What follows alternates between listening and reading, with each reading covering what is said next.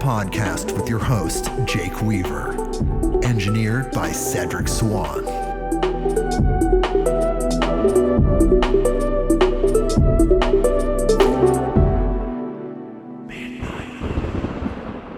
Hey everybody, we are back with another episode of Midnight on Earth. I'm your host, Jake Weaver, and we're here to bring you more knowledge, more light, and more love. We are back with a Beyond the News episode this week. Every seventh episode, it's like guest, lecture, however that shows up. Every seventh episode, we comb Earth's news feed to find the creme de la creme of the strange, the unusual, the weird, the funny, the sometimes scary, all of those things. We comb the blessed internets and find these articles, these news sources, and they're from around the world, mainstream sources mostly, some kind of fringe sources, but definitely verifiable for the most part, and absolutely amazing. So I welcome you to Beyond the News. This is where we're at this week, and I'm super excited. And as usual, as with all of our lecture episodes and our tribute episodes and our Beyond the News episodes, we have a guest co-host, and it is Brynn Anderson of Vinyl Force Herbs. Hello, Brynn. Hey, how's it going? It's going great. I'm glad you're here. Thank you for joining us for yet another round of Beyond the News. Thank you. I like your news best, Jake. Yes, I have the best news. This isn't always great news that's coming from these sources. But no, not always, but it's the most enlightening in a general sense. Yes, it's fun and funny and also strange and weird. We just need to know about these things. These are things that are mostly mainstream in a sense that they're being reported by mainstream reporters, but they get tucked to the side. You don't necessarily hear about it, and then it goes away. So I try to cast a wide net to grab those things before they disappear. So, wow. Thank you for being here, Brynn. Yes, absolutely. Okay. So before we get to the articles, before we get to that news, I need you to do something for me. Go to bluecobracbd.com. That is bluecobracbd.com. And there you will find Blue Cobra CBD oil, the highest quality CBD oil on the planet, period. And why is that? It is because the extraction method, how the CBD is extracted from the hemp flower, is a proprietary method. Only one company has it. It was developed by a man named Howard Hitt, aka Big H, and it contains no chemicals, no solvents, and no gases. And guess what he named it? The Hitt extraction method. Just so you knew it was coming from his family. And it is a family-owned business. And the product is organic. The hemp that they use is 100% organic, Oregon-grown hemp. There really is nothing else like it. There can't be because of that Hitt extraction method. There are 3 styles: maximum strength, king cobra, regular strength, little king cobra, and wild thing CBD for pets. Our beloved pets that we love so much. I love my cat. He's looking right at me right now. I love that guy. I want him to have Blue Cobra CBD if he ever has any problems. So we also have a discount code that gets you free shipping on any order in the continental 48 United States. That code is Big H, B-I-G in the letter H, and that gets you free shipping on any order, like I said, in the continental 48. and there's a money back guarantee. So for some reason, if you don't like the product, let Howard know and you get to keep the product. You get your money back. If you had to pay shipping, you get that money back too.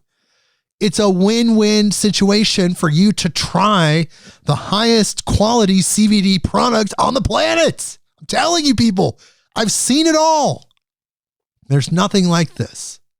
So go to the website, get a bottle, let me know, bluecobracbd.com. That is bluecobracbd.com. And when you're done with that, follow me on Instagram at midnight_on_earth. That is the address. You can follow us there. Spotify, Apple Podcasts, Google Podcasts, wherever you go to get your podcasts, click that button that connects us so you know exactly what's going on all the time, in real time, instantly on your device or wherever you get this podcast. And most importantly, tell a friend, tell someone that you know that loves these type of podcasts that would be interested in going beyond the news to find this wacky, wild information with us. So you know them well, your friends, your family, your coworkers, bring them here, midnightonearth.com. Okay, so social media shout out of the way. We talked about Blue Cobra. And now we are going to get to the stories. Brynn, how are you feeling right now? We're going to dive into this again, these curated stories that I've compiled and aggregated. How do you feel? Are you ready? I feel great. I'm ready to dive. Brought my scuba gear. Yes. That's so exciting. Snorkel. I'm all ready. All right. Well, I guess let's just go ahead and dive in. And here we go. Splash. We dove in. Here's our first article. This is big news. I'm very excited about this. This is from KDVR.com. And here is the headline. DMT, magic mushrooms, decriminalization vote passed by Coloradans. Woo! Woo! You know, we've had this in Oregon for a while, but Oregon is notorious for dragging their feet in various directions when implementing something new like this. I have a feeling Colorado is going to be significantly more streamlined and they're going to be first to the punch, as you could say, to the psychedelic punch. Ba-dum-bum. Okay, so here's the article. They're a little more efficient, perhaps, in their manner of getting it all set up. Yeah, so here's the article. Colorado voters have passed a ballot initiative to decriminalize psychedelic mushrooms for people 21 and older and to create state-regulated healing centers where participants can experience the drug under supervision. Colorado becomes the second state after Oregon to vote to establish a regulated system for substances like psilocybin and psilocin, the hallucinogens found in some mushrooms. The initiative, which would take effect in 2024, also will allow an advisory board to add other plant-based psychedelic drugs to the program in 2026. Supporters argued that the state's current approach to mental health has failed and that naturally occurring psychedelics, which have been used for hundreds of years, can treat depression, PTSD, anxiety, addiction, and other conditions. They also said jailing people for nonviolent offense of using naturally occurring substances costs taxpayers money. Natural Medicine Colorado, the group that promoted the measure, called its passage a truly historic moment. Yes! And they say Colorado voters saw the benefit of regulated access to natural medicines, including psilocybin, so people with PTSD, terminal illness, depression, anxiety, and other mental health issues can heal, the group said in a prepared statement. Yeah! All right. Well, here, look, this is one thing I noticed is that in Oregon, you know, it wasn't necessarily focused on psychedelics per se.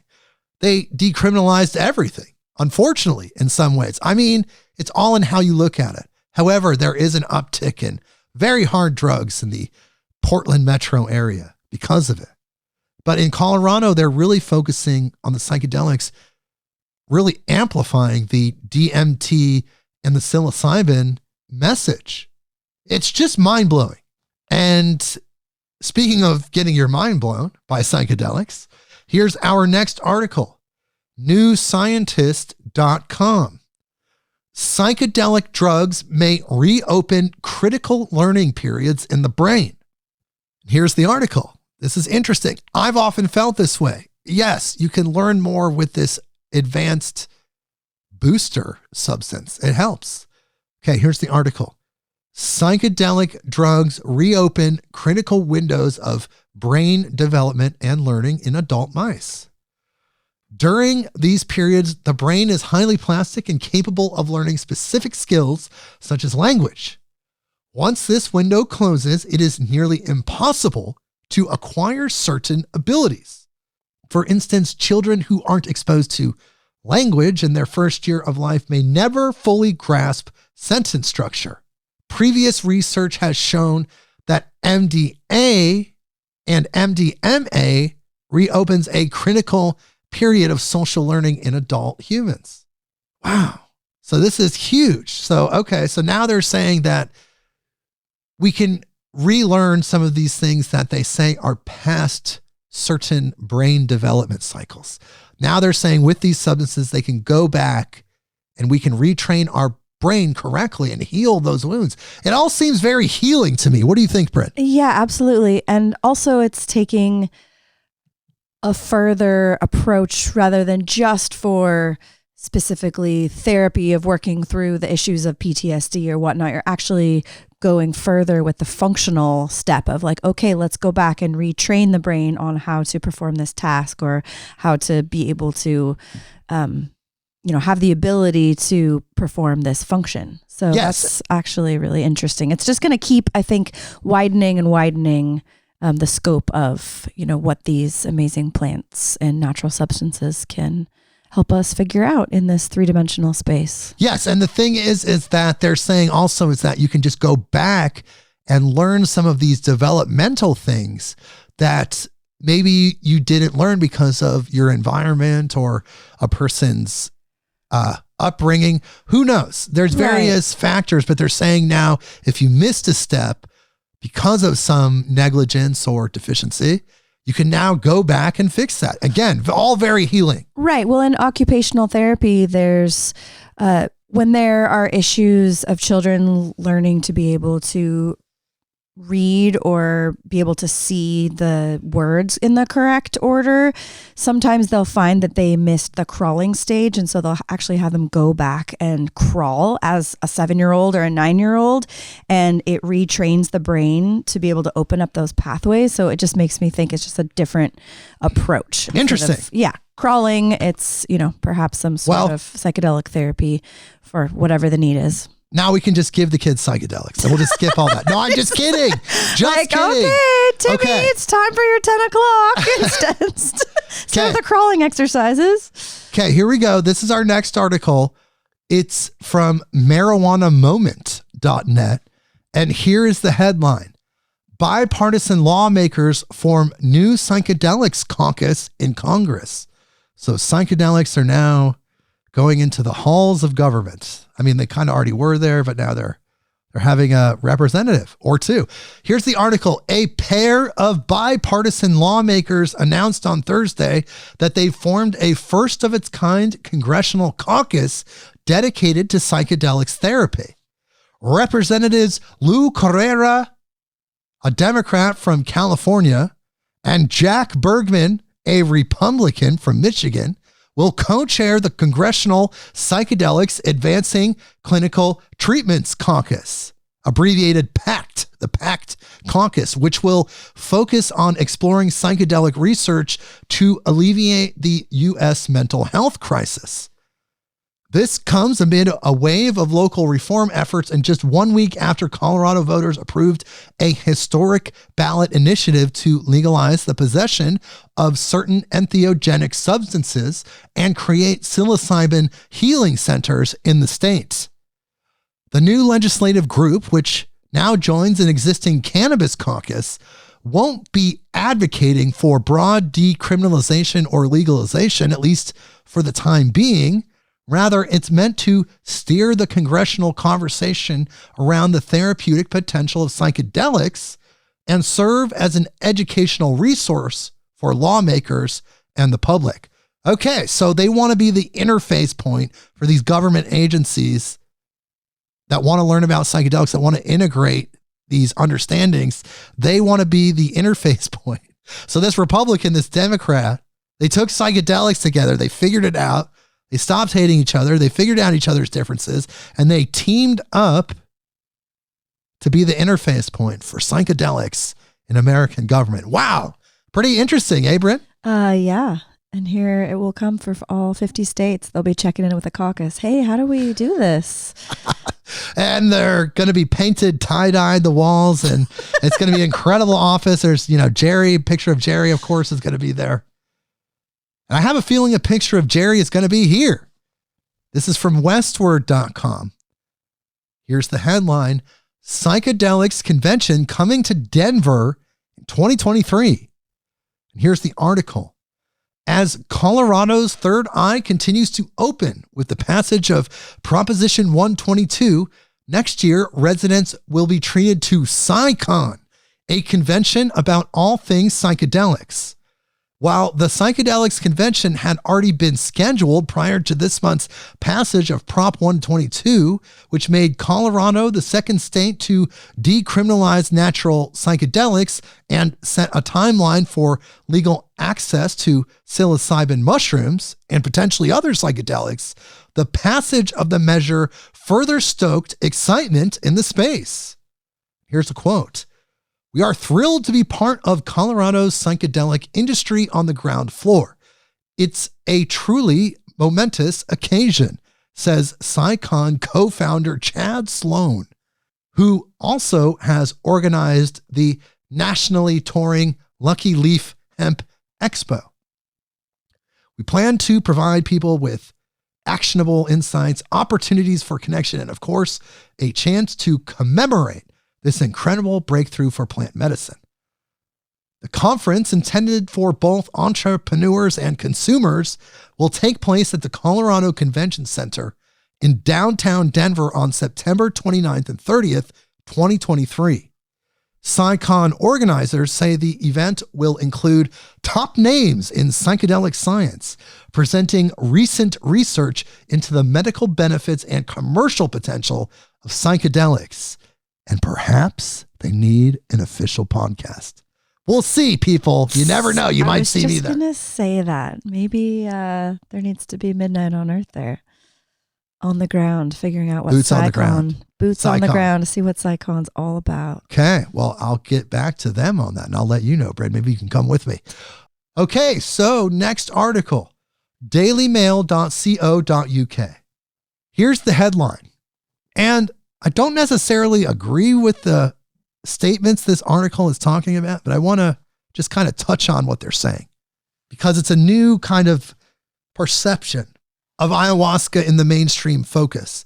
First, it was very casual acceptance. Then all of these celebrities and other people were trying it. And now there's kind of a little bit of pushback, it looks like. So here's the headline. Ayahuasca causes mental health problems that last months in majority of users, landmark study finds. And here's the article. Concerns are being raised about the long-term side effects of a psychedelic drink enjoyed by Packers quarterback Aaron Rodgers after the game. In the first major global study of its kind, researchers surveyed more than 10,000 people from more than 50 countries about how their experiences with ayahuasca were, an ancient South American brew. They found more than half said they had negative mental health effects while on ayahuasca, such as hearing or seeing things that others couldn't.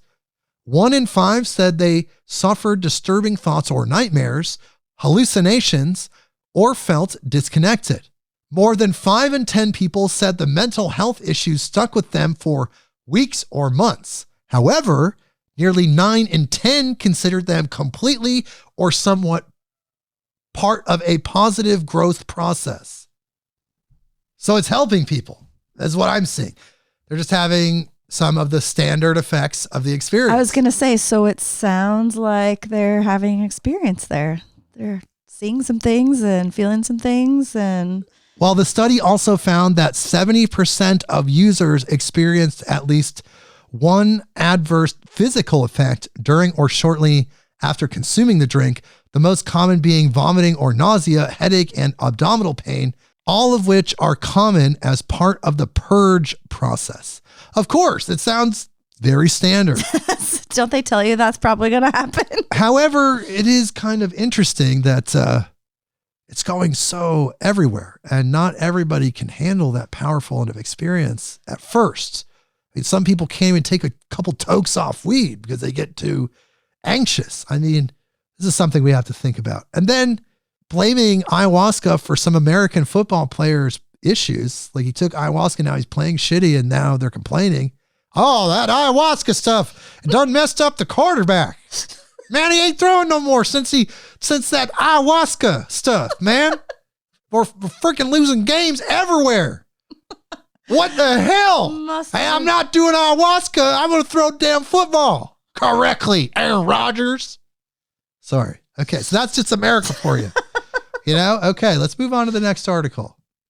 Okay, this is an interesting one. This is from theguardian.com.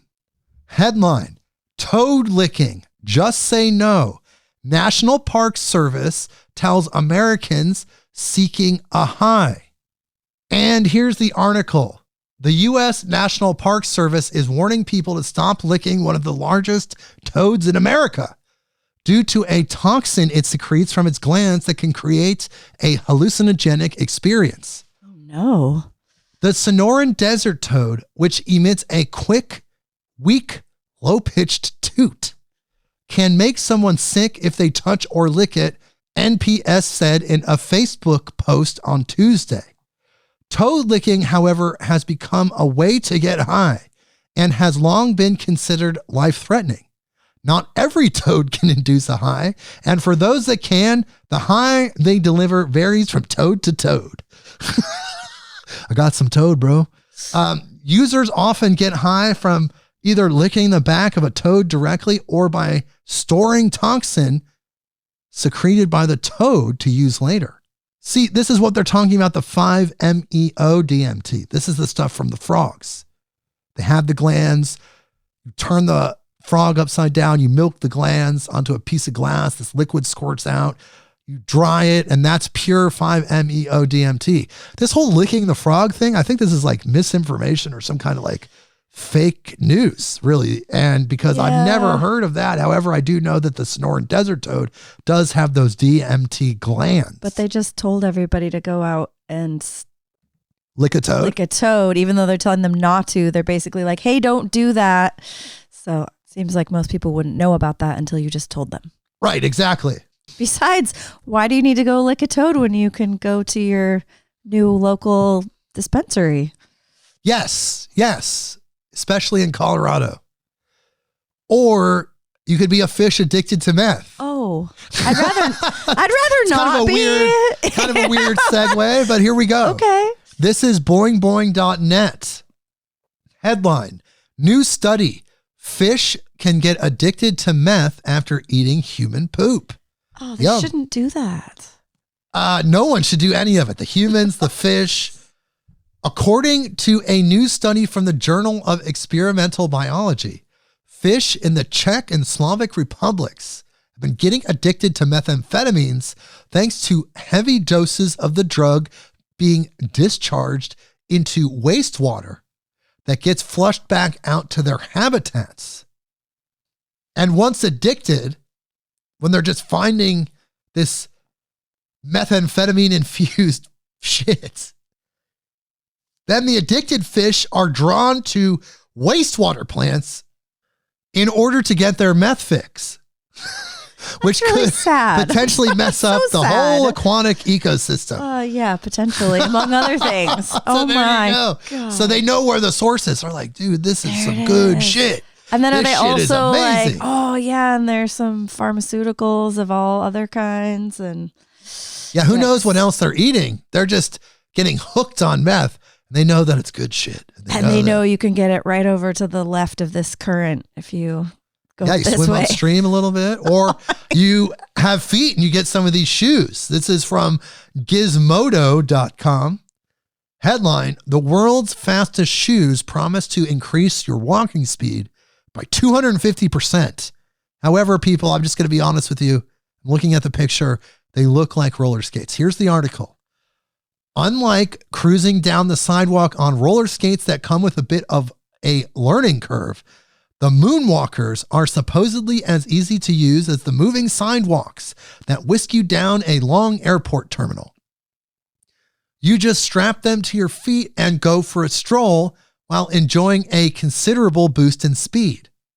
Developed by a team of robotics engineers who spun off their work at Carnegie Mellon University into a new company called Shift Robotics, the moonwalkers might look like roller skates, but they add power and intelligence to the experience so you never feel like you're Wile E. a coyote trying to chase down the Roadrunner with an Acme rocket strapped to your back. Okay.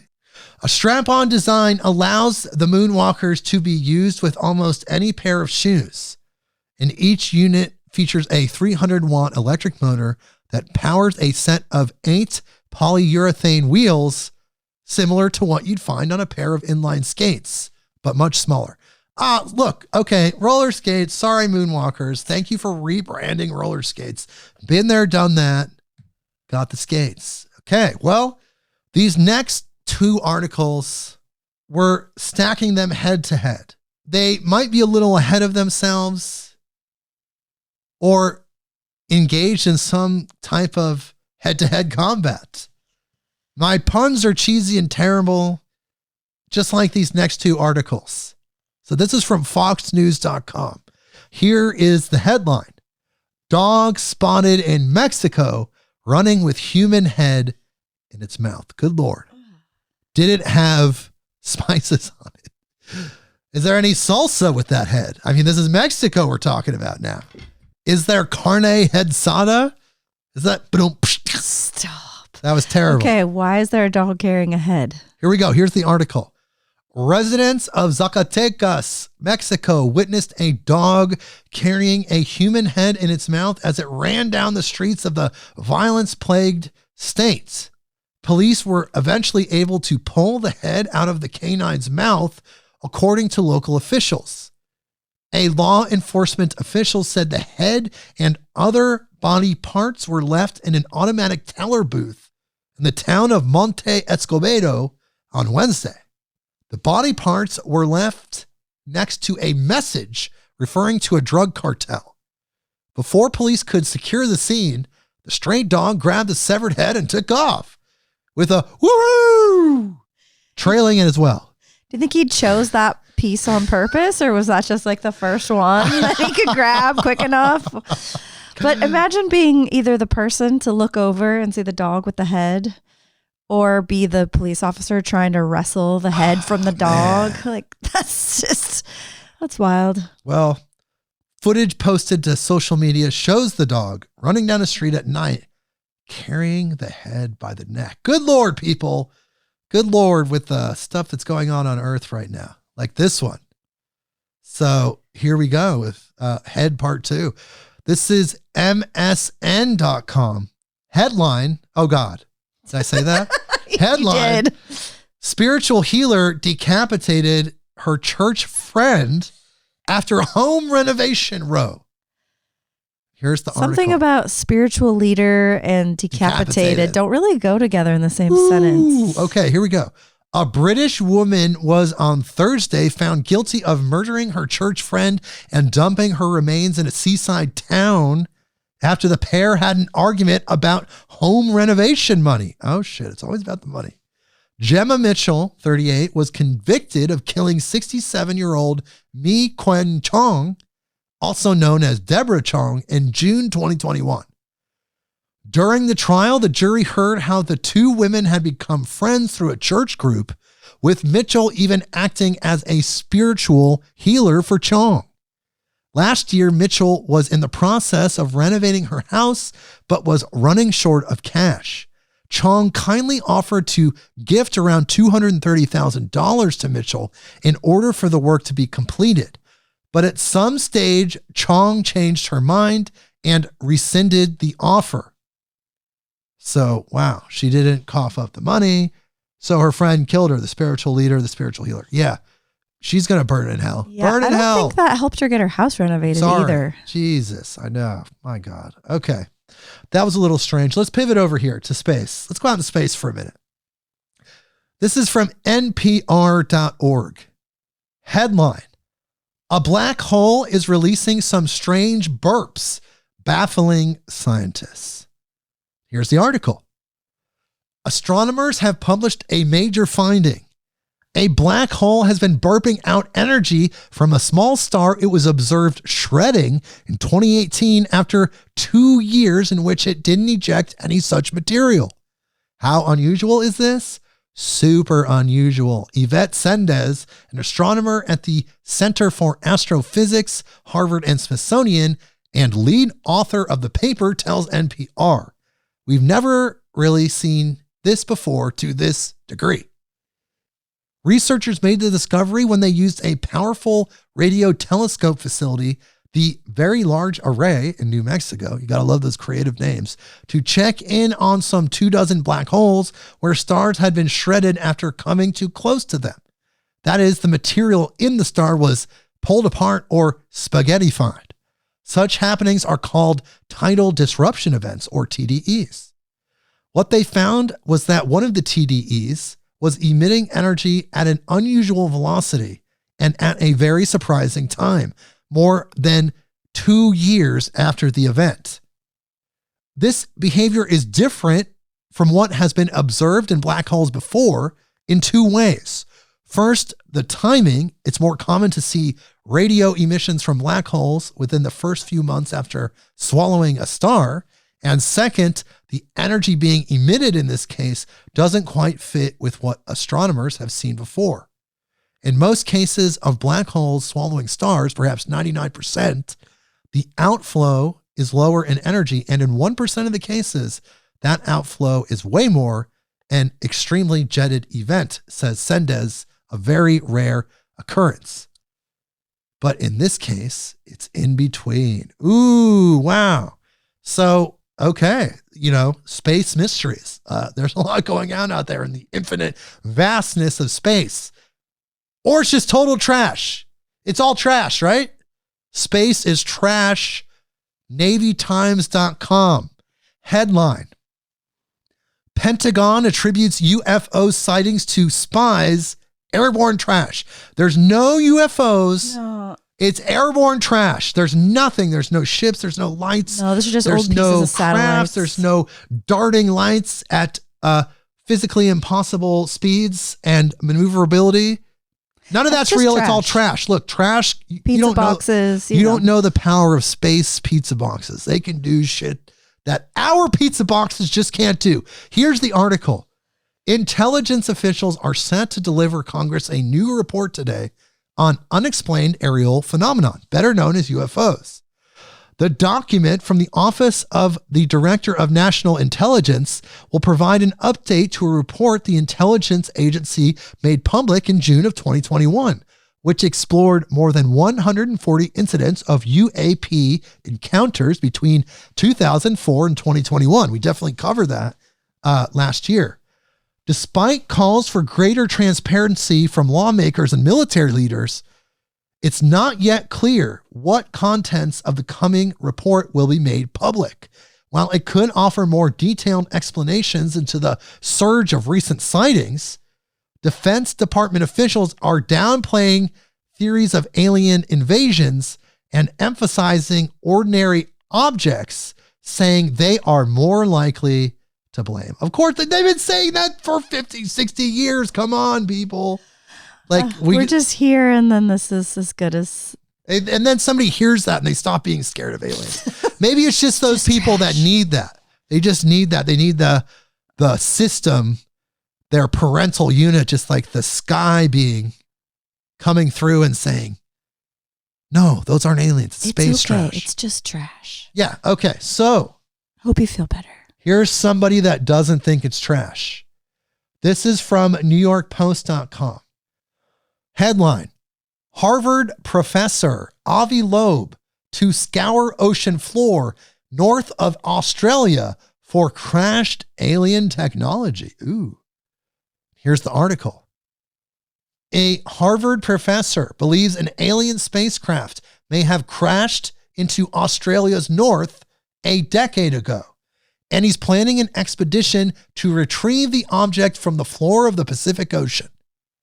Astrophysicist Avi Loeb has previously made waves by claiming the object that streaked across the sky off the coast of Manus Island, Papua New Guinea in 2014 was actually some form of spacecraft.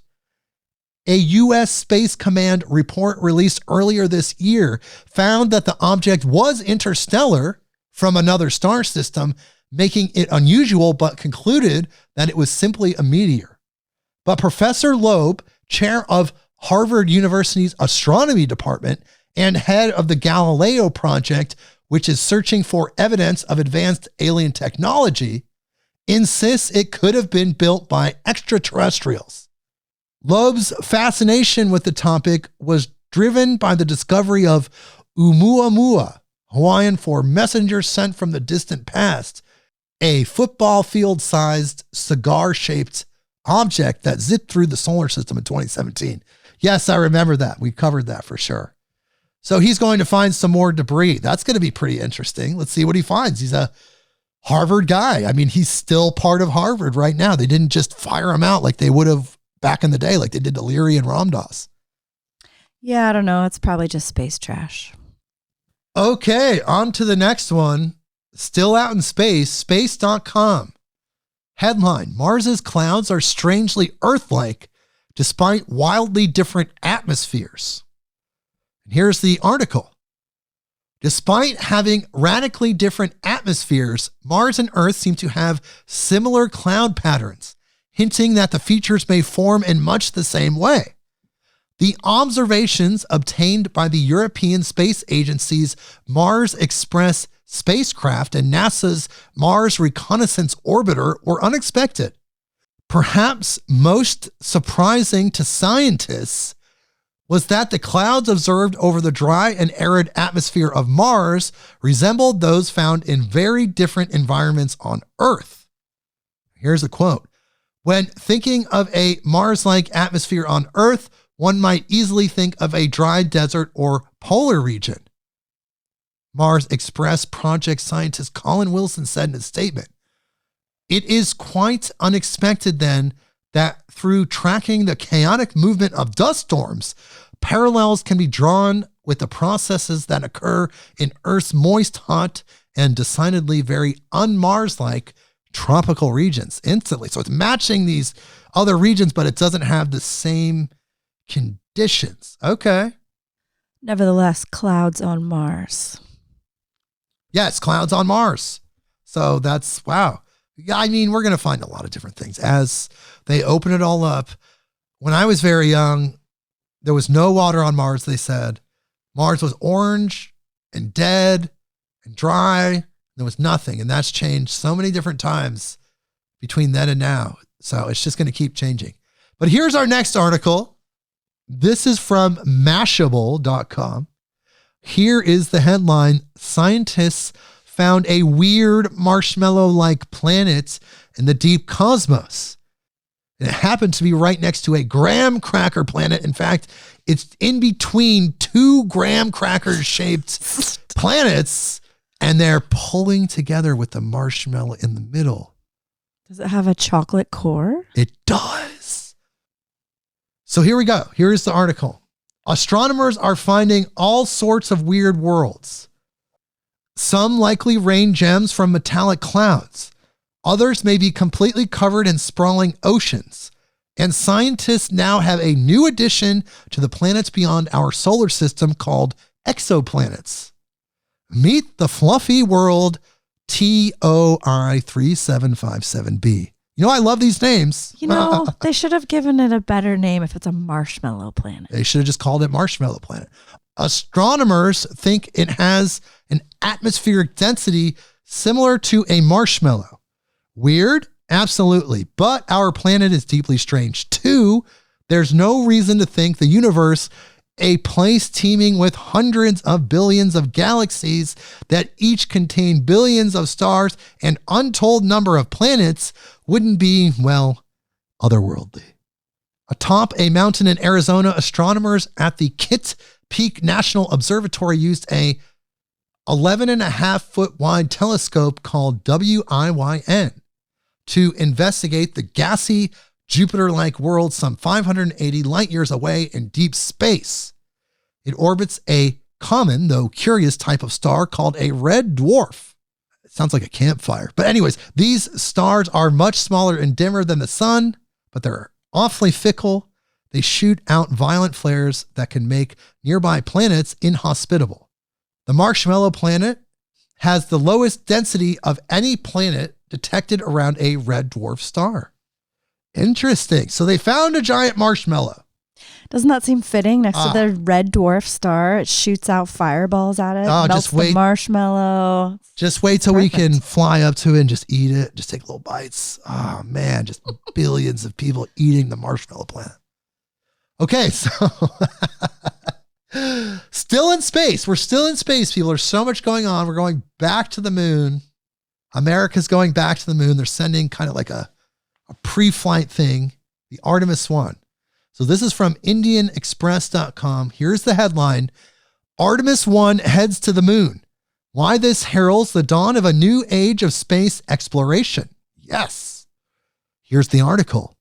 NASA's giant moon rocket lifted off on its debut flights at 1:47 a.m. Eastern on Wednesday, November 16th, heralding an exciting new phase of deep space exploration a half century after the 6 Apollo human moon landings between 1969 and 1972.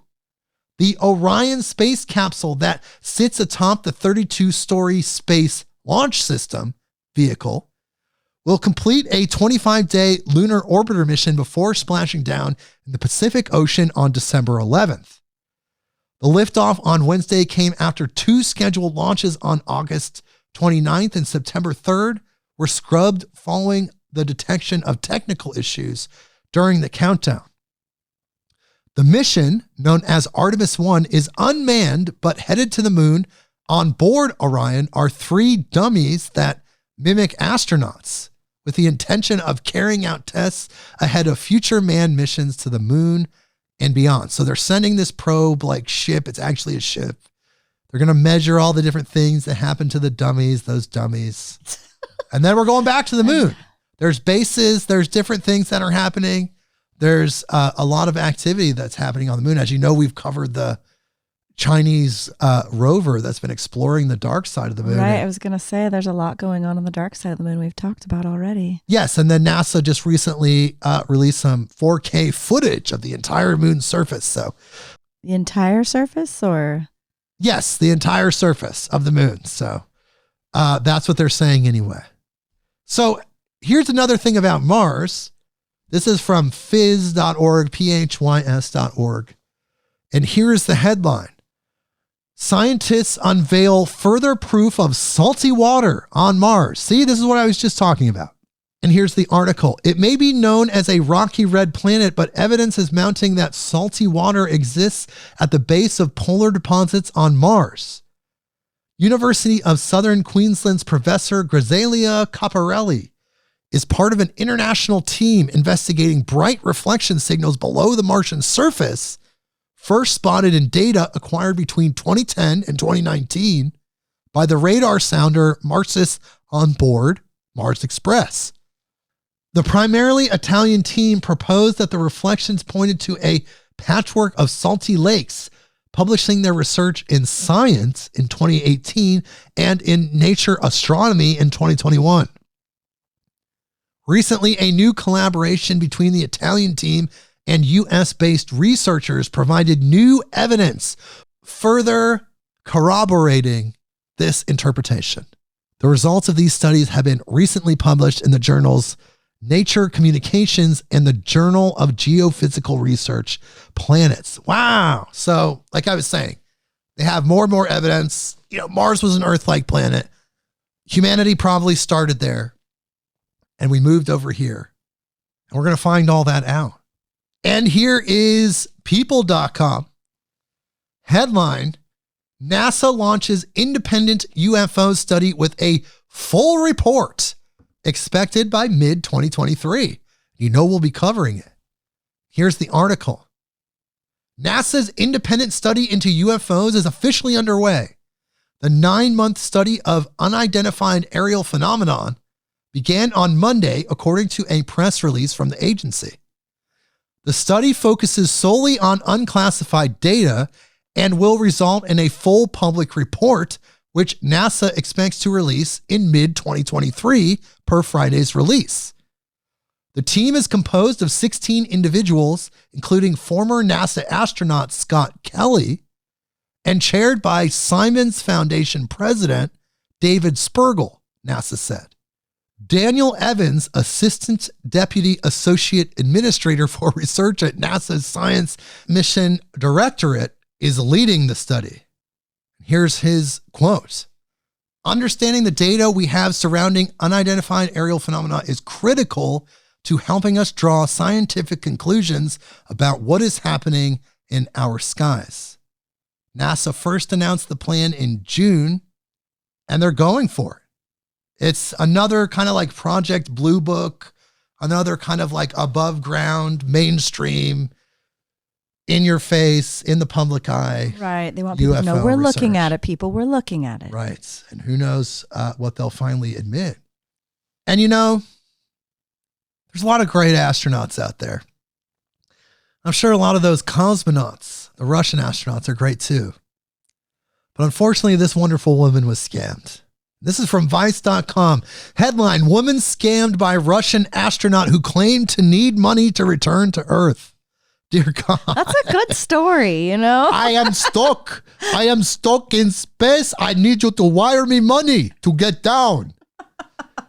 Do svidanya. Wow. Okay, here is the article. A man claiming to be a Russian astronaut in space allegedly scammed a Japanese woman into paying for his return trip to Earth, vowing to marry her once he landed. The man found the 65-year-old unnamed victim on Instagram in June. On his profile, he uploaded random photos of space and said he worked at the International Space Station, where astronauts have limited access to cell service. Their relationship quickly escalated. On a Japanese messaging app, he repeatedly said he loved her and proposed marriage. I love you from space. He sent her messages like, I want to start my life in Japan. And saying this 100,000 times won't be enough, but I'll keep saying it. I love you. News outlet TV Asahi reported. But to actually tie the knot, he said he needed money to return to Earth. There were landing fees to pay once in Japan and the cost of a rocket to actually fly to the country, he said. Believing this man would be her future fiance, the woman paid him about 4.4 million yen, about $30,000, in 5 installments from August 19th to September 5th. But when his demands continued, the woman grew suspicious of his intent and reported him to the police, who are investigating the case as a romance scam, local media reported. Wow. That's sad. I need you to love me in 5 installments, or I can't come home from space. Okay, I love you. Oh my God. Okay, I'm sorry for my impressions, people. BBC.com. We're going to pivot now out of space. We're coming back to Earth. Here's the headline. It's kind of creepy. Lab-grown blood given to people in world-first clinical trial. That is creepy. Here is the headline. Blood that has been grown in a laboratory has been put into people in a world-first clinical trial, UK researchers say. Tiny amounts, equivalent to a couple of spoonfuls, are being tested to see how it performs inside a human body. The bulk of blood transfusions will always rely on people regularly rolling up their sleeves to donate. But the ultimate goal is to manufacture vital but ultra-rare blood groups that are hard to get a hold of. These are necessary for people who depend on regular blood transfusions for conditions such as sickle cell anemia. If the blood is not a precise match, then the body starts to reject it and the treatment fails. This level of tissue matching goes beyond the well-known A, B, AB, and O blood groups. Professor Ashley Toy from the University of Bristol said some groups were really, really rare, and there might only be 10 people in the country able to donate. Wow, so they're growing blood. So how is this grown? Let's just learn this really quick. The research project combines teams in Bristol, Cambridge, London, and at NHS Blood and Transplant. It focuses on the red blood cells that carry oxygen from the lungs to the rest of the body. This is how it works. They start with a normal donation of a pint of blood. Magnetic beads are used to fish out flexible stem cells that are capable of becoming a red blood cell. These stem cells are encouraged to grow in large numbers in the labs, and then they are guided to become red blood cells. The process takes about 3 weeks, and an initial pool of around 500,000 stem cells results in 50 billion red blood cells. Wow. These are filtered down to get around 15 billion red blood cells that are at the right stage of development to transplant. Interesting. Future tech. They're growing blood and they're growing meats.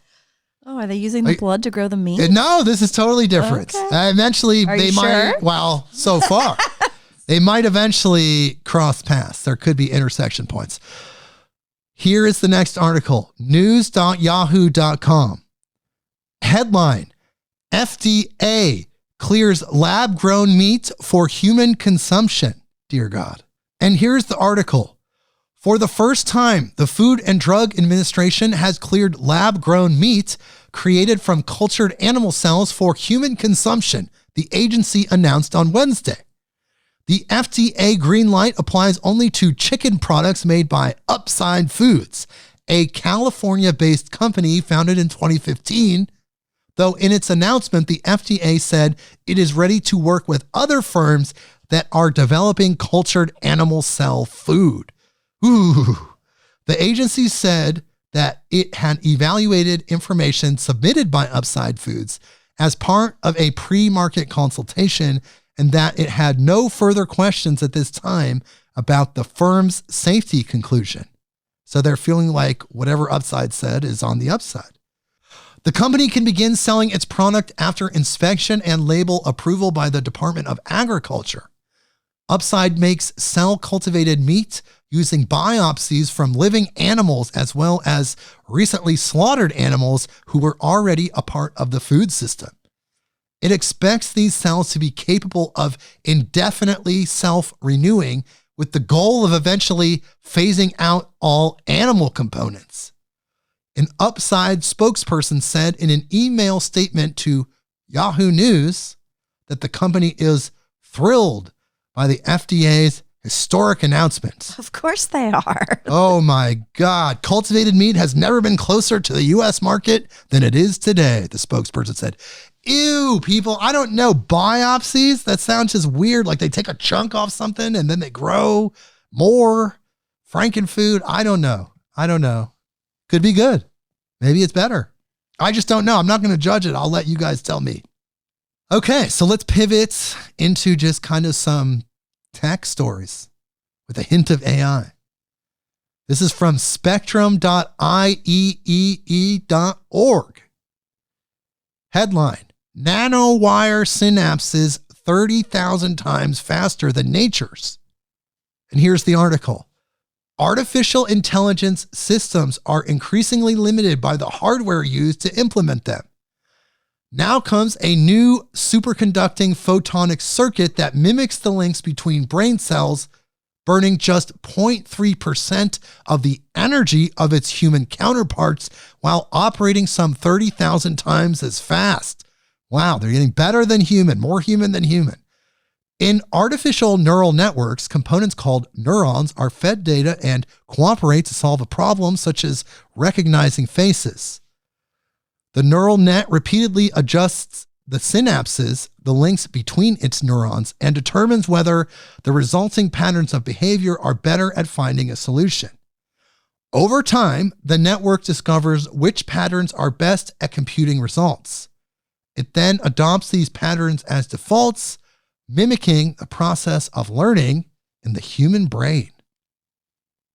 Although AI systems are increasingly finding real-world applications, they face a number of major challenges given the hardware used to run them.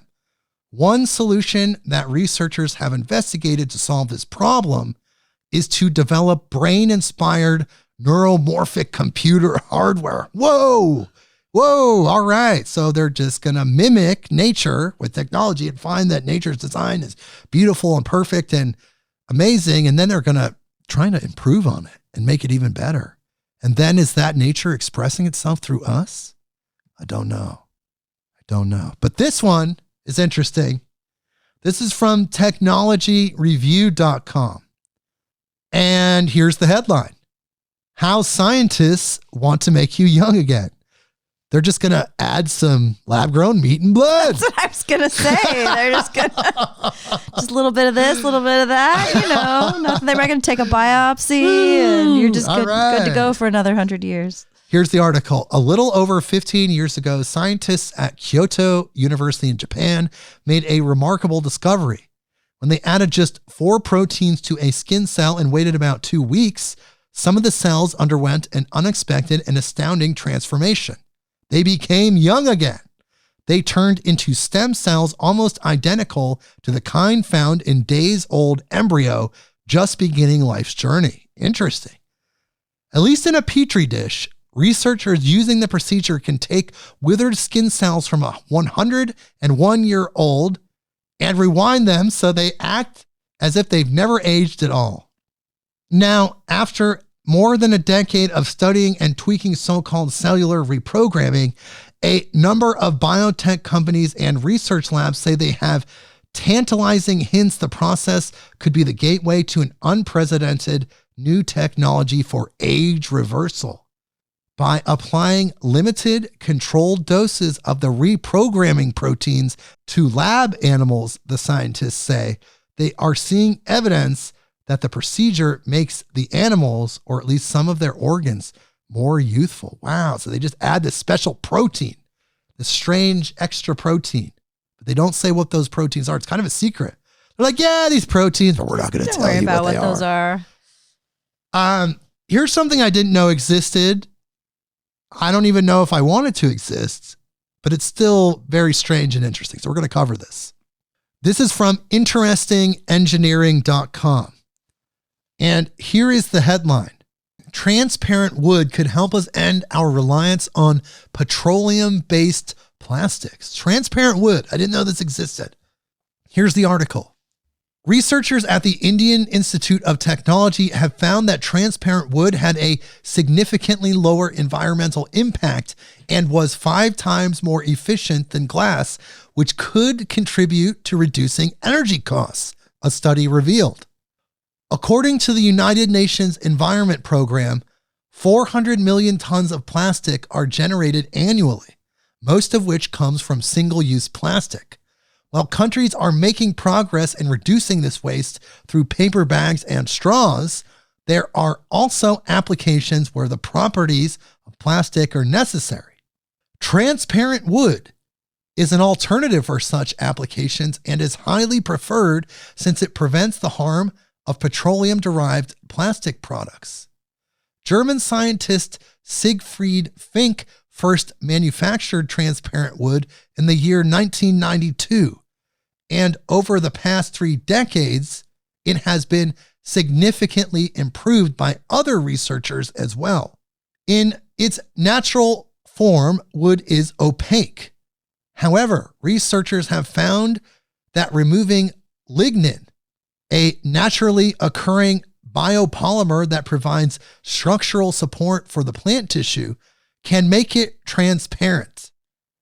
To do so, the wood is soaked in a warm solution consisting of multiple chemicals such as sodium hydroxide, sodium sulfite, and sodium hypochlorite, followed by boiling it in a hydrogen peroxide solution. Whoa, well, I don't know if that's better. Jesus. Not feeling like that's petroleum free or whatnot. There's something going on in the manufacturing of those chemicals. This removes the lignin completely and turns the wood white. However, the space that was occupied by lignin needs to be filled up to retain the structural integrity.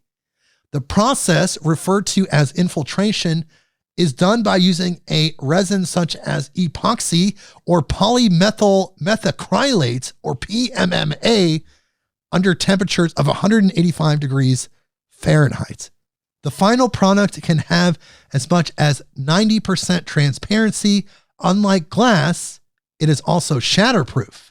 More importantly, it is more biodegradable than glass or plastic.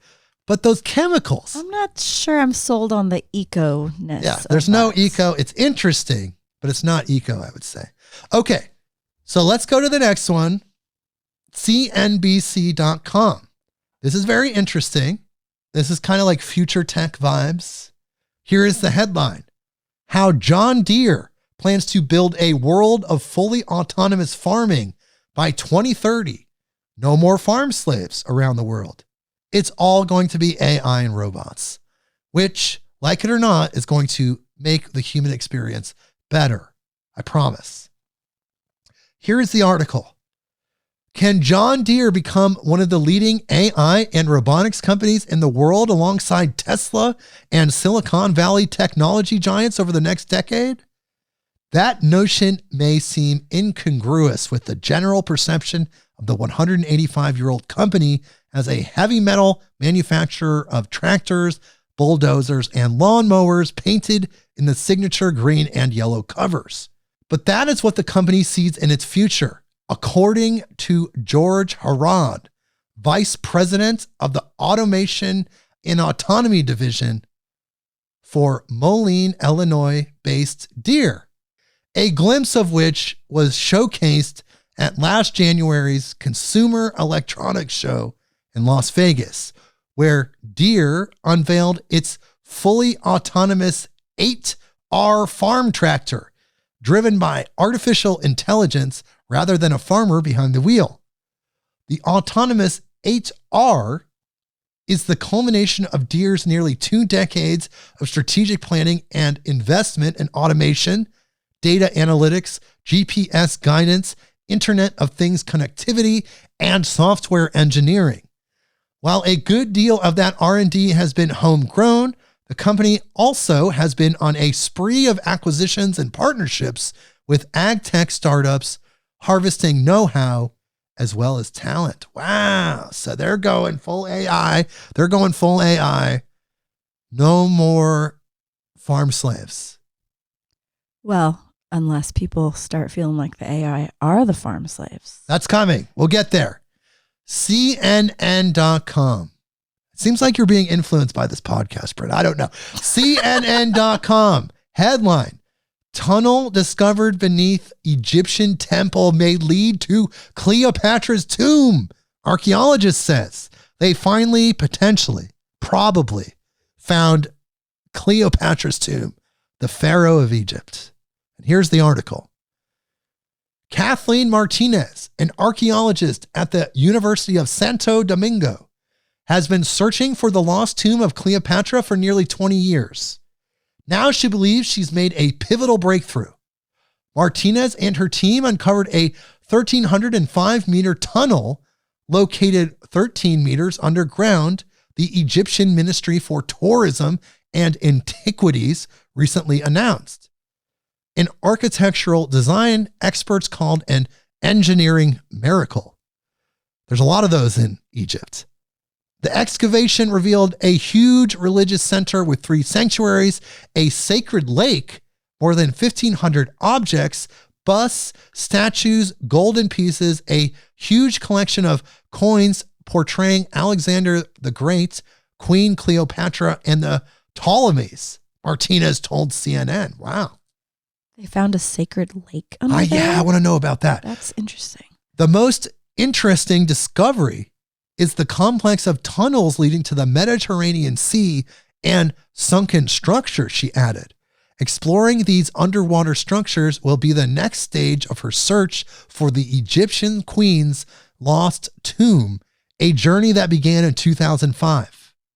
The excavations so far have revealed that the temple was dedicated to Isis, which Martinez believes is another sign that the lost tomb lies nearby, as well as the tunnels below the sea. Now Martinez said she is at the beginning of a new journey, underwater excavations.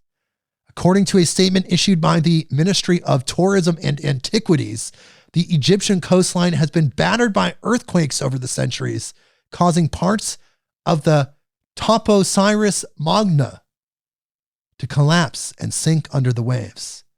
This is where Martinez and her team are looking next, although it's, quote, too early to know where these tunnels lead. She is hopeful. Wow. That's incredible. So there's underwater portions of Egypt at this point. It's really mind-blowing. So this is also a little mind-blowing, this next one. We're traveling through time. King of rock and roll, Elvis, he may have attracted the attention of time travelers. This is from thesun.com. And the headline is Suspicious Minds, Time Travel Proof, as Elvis Presley fan holding a mobile phone is spotted in the crowd at his last concert. Wow, maybe. There's a lot of that stuff flowing around. This is a new one. Here's the article. Conspiracy theorists are convinced time travel is real after spotting an Elvis Presley fan holding what appears to be a mobile phone at his last concert. Footage from the 1977 gig shows fans going wild for the king of rock and roll as he appears on stage in his iconic white jumpsuit. A group of women can be seen excitedly reaching out to Elvis as he chunks his towel into the crowd. In the middle of the chaos and commotion, a mystery hand can be seen holding up a rectangular metal object that looks suspiciously like a mobile phone. And conspiracy theorists have claimed it is a modern smartphone and therefore proof a quantum leaper had infiltrated the gig more than 50 years ago. Many pointed out the similarities between the camera on the top left of the object and the snapper on a 21st century iPhone. Brynn, look at this picture. What do you think? Okay, let me check it out. Smartphone? Actually, yeah. Really? I see the camera. It kind of looks like she's holding it in a way that looks nonchalant, like she's just kind of holding it up. Smartphone. Just like my phone's recording, you know. From the future. But do you see anyone looking at her like, what is that thing? No, not at all. No, nobody's like paying attention. So well, they're maybe- looking at Elvis, I guess. So maybe they didn't notice. I don't know. It's like so out of their consciousness. They're like, it's like it was just something. Nobody was tantalized by it. It was right. just not part of the human experience at that point. All very strange. Interesting. Go check it out. Look at the photo. Tell me what you think. Let me know. Send me an email. Okay. So just a handful left. This one is from the NewYorkPost.com. This is kind of interesting. Headline: Federal agents conduct mysterious raid on Area 51 website creators' homes. You must have had something good. Here's the article. Agents from the U.S. Air Force and the FBI raided 2 Nevada homes owned by a man who operates a website about Area 51, which runs articles positing theories about what goes on at the top secret base, officials said. The Air Force Office of Special Investigations and the FBI entered properties linked to webmaster George Arnew in Las Vegas and Rachel on November 3rd and confiscated potential evidence, spokesman Lieutenant Colonel Brian McGarry confirmed in a statement. While McGarry did not elaborate on the investigation, Arnu runs Dreamland Resort, a popular website dedicated to the top secret Air Force base located about 120 miles northwest of Las Vegas in the Nevada desert. The base is often the source of speculation by government fanatics and conspiracy theorists. Arnu's 23-year-old site features photographs and drone videos of Area 51 and reports on the comings and goings at the base from people who travel to the edge and take a look. He even writes about reports of UFOs and aliens at the site, reports that he dismisses as false and nothing but a, quote, distraction from the real purpose of the base, research and development of all sorts of black projects. Well, he must have saw something. He must have had something because they raided his house and took everything. And here's his final quote. As it is right now, I have no clear understanding of what I'm being charged with or why my property was seized.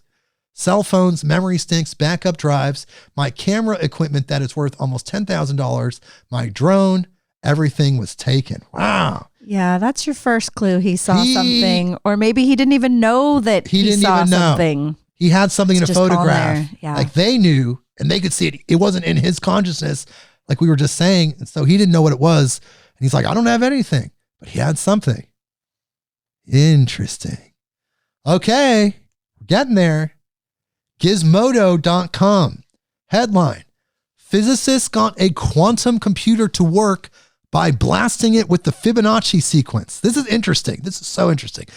The whole quantum computing realm just blows my mind. You can blast stuff with math and it does stuff. Yeah. Okay, here's the article. A team of physicists say they managed to create a new phase of matter by shooting laser pulses reading out the Fibonacci sequence to a quantum computer in Colorado. The matter phase relies on a quirk of the Fibonacci sequence to remain in a quantum state for longer. Just as ordinary matter can be in a solid, liquid, gas, or superheated plasmic state, quantum materials also have phases. The phase refers to how the matter is structured on an atomic level, the arrangement of its atoms or its electrons, for example. Several years ago, physicists discovered a quantum supersolid, and last year, a team confirmed the existence of quantum spin liquids, a long suspected phase of quantum matter in a simulator. The recent team thinks they discovered a new phase. The mind of humans, it's so mind-blowing. But just to remind you about quantum computers, listen to this. Quantum bits or qubits are like ordinary computer bits in that their values can be 0 or 1, but they can also be 0 or 1 simultaneously, a state of ambiguity that allows the computers to consider many possible solutions to a problem much faster than an ordinary computer. Quantum computers should be eventually able to solve problems that classical computers can't. Wow. And then they're shooting it with the Fibonacci sequence to create a new phase of matter. Who knew you can do that? They figured it out. So quantum spin liquids. Yeah. Congratulations to them. And let's take another dip into AI. This is from thesun.com. Headline: Dystopian future. Spooky artificial intelligence can accurately predict the future, and it's about to be asked more questions. Great. AI that knows everything. It's outside of time. It's a super conscious. Here's the article. Artificial intelligence was asked to predict the future and was right over 99% of the time, according to new research. Fortunately, the AI didn't predict a deadly apocalypse or robot takeover. Instead, researchers at the Max Planck Institute for the Science of Light in Germany asked the artificially intelligent software to predict how AI progressed. They did this by feeding the AI information from academic papers dating all the way back to 1994.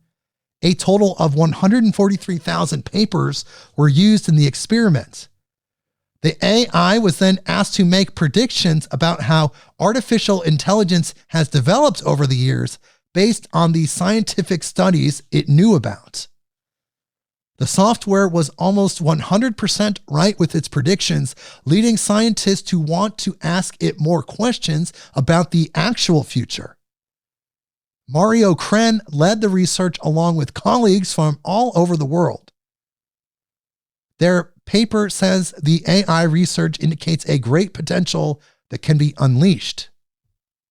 Instead of asking AI to predict the end of the world, the researchers hope to ask it questions about science that could aid future studies. So it just instantly spits out the answer. Wait till the AI becomes quantum. A quantum computer AI is a super dimensional being with access to infinite intelligence. It's going to blow our minds. Let's just be friends with the AI.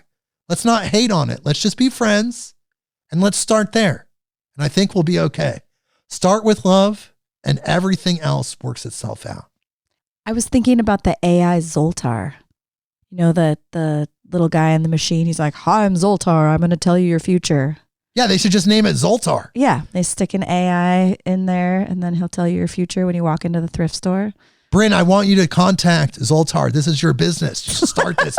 Vital Force Herbs and Zoltar AI. Nobody's got that one yet. ZoltarAI.com. Okay, just a few more articles. And we always kind of wrap it up with funny ones. Okay, so this is from MSN.com. This is really interesting. Here is the headline. Our patients aren't dead. Inside the cryogenic freezing facility with 199 humans on ice. I've got 199 humans on ice and Jake ain't one. I'm sorry. I'm trying to make a really bad Jay-Z joke. Didn't really work. Okay, let's move on. Here is the article. Inside tanks filled with liquid nitrogen are the bodies and heads of 199 humans who opted to be cryopreserved with the hopes of being revived in the future. Many of the patients, as Alcor Life Extension Foundation calls them, are people who were terminally ill with cancer, ALS, or other diseases with no cure in the present day. One of the patients is Mathrin Nalvaratpong, the youngest person to be cryogenically frozen. Alcor's former CEO, Max Moore, pointed to a picture of the girl as reporters were given a tour of the facility. Quote, a little girl from Thailand who had brain cancer. Both her parents were doctors and she had multiple brain surgeries and nothing worked, unfortunately, so they contacted us, Moore explained. The child's case is one of only a few at Alcor that is public. Another with a terminal disease is Hal Finney, who passed away from ALS. Finney is a well-known cryptocurrency personality known for being the recipient of the first Bitcoin transaction. When it comes to famous figures, Paris Hilton has reportedly signed up for cryopreservation, and rumors about Walt Disney being frozen have circulated for decades, but that was debunked by his own family. Legendary baseball player Ted Williams, who died in 2002, is currently one of Alcor's frozen patients. Oh my God. So they're just hoping. They already died. The soul left the body. That's why I don't understand. Are they going to get ripped from their next life? Is it going to cause wherever they went in their next life to die? Like the person's going to die so the soul can be freed as they unfreeze these bodies with this advanced technology? How is that going to work? I want to know the metaphysics and the spiritual kind of mechanics of that. Yeah, that's definitely the most fascinating part. And something that was kind of skimmed over in the title is bodies and heads. Correct. So yeah. Are there just these heads they're hoping to revive somehow, like correct, on a robot body or some kind of thing? Or a 3D printed clone body. Oh yeah, maybe that. So, all right, well, two more, and we usually close our Beyond the News episodes with kind of funny ones. So here's the first one. This one is from dailystar.co.uk. Headline, singer to marry ghosts on Halloween after years of sex with green-eyed ghoul. And this already happened because, you know, we cover these news stories this is past Halloween at this point. So hopefully they had a great honeymoon and all of that. Singer Brocardi is set to marry her ghost lover, a Victorian soldier named Eduardo. After years of having sex with the green-eyed ghoul, she became an item with the ghost during the coronavirus pandemic. And here's the article. A singer is set to marry her ghost lover on Halloween after the pair found a way to get over his jealous streak. Brocardi will tie the knot with her long-term ghost boyfriend, the spirit of a Victorian soldier called Eduardo, on Monday, October 31st. The 39-year-old brunette beauty will officially wed in what is the most romantic night of the year for the pair inside an asylum chapel. She said, "I couldn't think of a more appropriate day to get married than Halloween. It's like Valentine's Day for spirits, so for Eduardo, it's the most romantic night of the year." Oh, that's so sweet. And here's more. Halloween is a magical time for us as it's the anniversary of when I declared my adoration for Eduardo.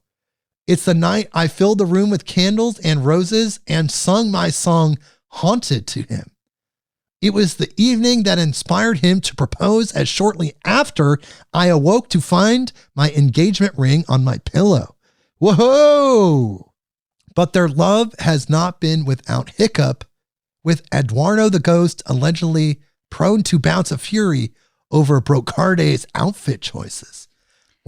Well, he's from the Victorian era, so Yes. women were much more heavily clothed in those times. Yes, and here's what she said about that. He died in the Victorian age when women behaved differently.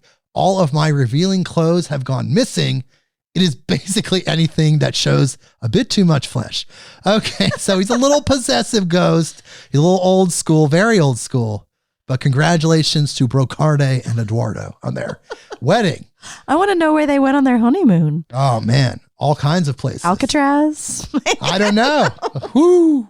Okay, one more. We're doing it. We're doing it. This is amazing. Here's some really good advice. One more.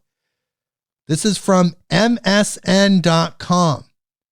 Headline: 101-year-old woman shares the secret to a happy life. Tequila. And here's the article. What's the secret to living a happy life?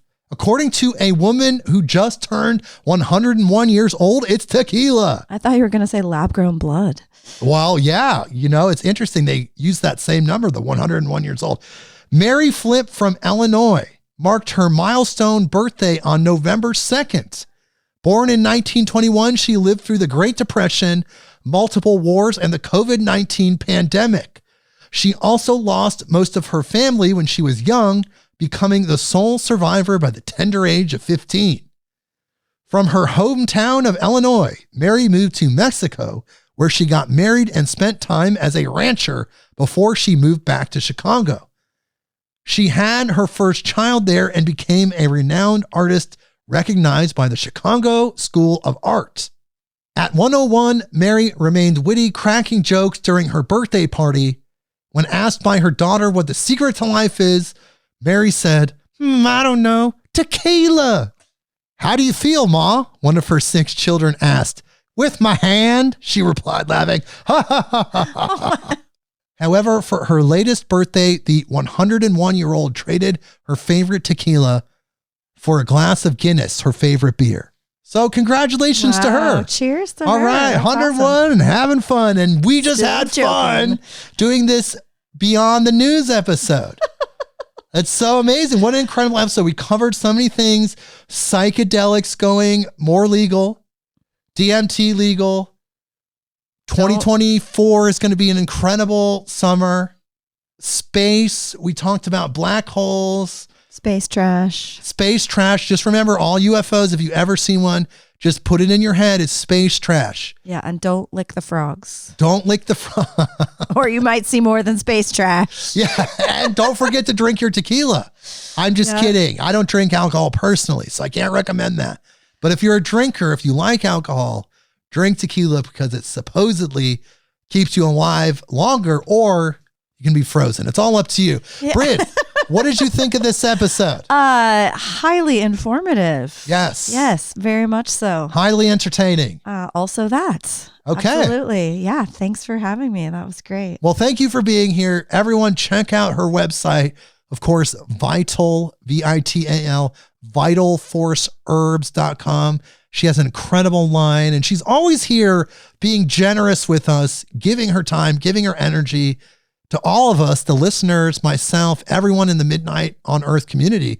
She's really putting out her energy for us. So I just want to say thank you again, Brynn. Absolutely. Thanks for having me. Okay, so what an episode, everyone. Another Beyond the News down. We'll be back with another Beyond the News and another 7 episodes. But we have some incredible guests coming up. So as always, stay tuned, keep spreading the news, tell everyone you know about this podcast. And we'll see you next week, Midnight on Earth.